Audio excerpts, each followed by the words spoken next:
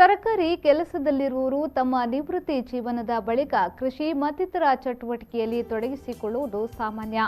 ಆದರೆ ಇಲ್ಲೊಬ್ಬರು ಸರ್ಕಾರಿ ವೃತ್ತಿಯಲ್ಲಿದ್ದರೂ ಜೇನು ಕೃಷಿಯನ್ನ ತನ್ನ ಪ್ರವೃತ್ತಿಯನ್ನಾಗಿ ಬೆಳೆಸಿಕೊಂಡು ಯಶಸ್ಸು ಕಂಡಿದ್ದಾರೆ. ಬಾಲ್ಯದಿಂದಲೂ ಜೇನು ಕೃಷಿಯೊಂದಿಗಿನ ಒಡನಾಟ ಇಂದು ಇವರನ್ನ ಯಶಸ್ವಿ ಜೇನು ಕೃಷಿಕರನ್ನಾಗಿ ಮಾಡಿದ್ದಲ್ಲದೆ ಜಿಲ್ಲೆಯ ಓರ್ವ ಅನುಭವಿ ಜೇನು ತರಬೇತುದಾರರಾಗಿಯೂ ರೂಪಿಸಿದೆ.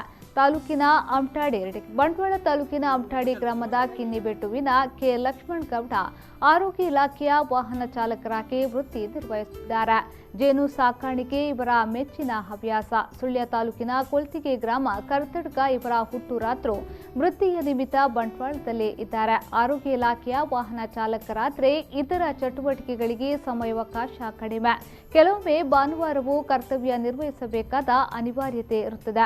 ಆದರೂ ಲಭ್ಯವಿರುವ ಸಮಯವನ್ನ ತಾನು ಬಾಲ್ಯದಿಂದಲೂ ಪ್ರೀತಿ ಆಸಕ್ತಿ ಹೊಂದಿದ್ದ ಜೇನು ಸಾಕಾಣಿಕೆಗೆ ಹಾಗೂ ಅದರ ತರಬೇತಿಗಾಗಿ ಮೀಸಲಿಡುತ್ತಾರೆ.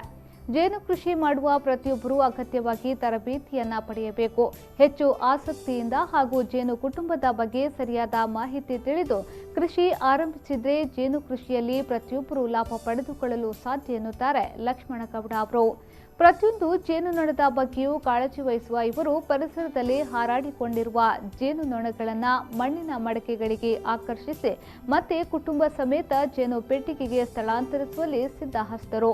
ಇವರ ಜೇನು ಕೃಷಿಯಲ್ಲಿನ ಸಾಧನೆಯನ್ನ ಗುರುತಿಸಿ ಸೌರಭ ರತ್ನ ರಾಜ್ಯ ಪ್ರಶಸ್ತಿ ಅರಸಿ ಬಂದಿದೆ.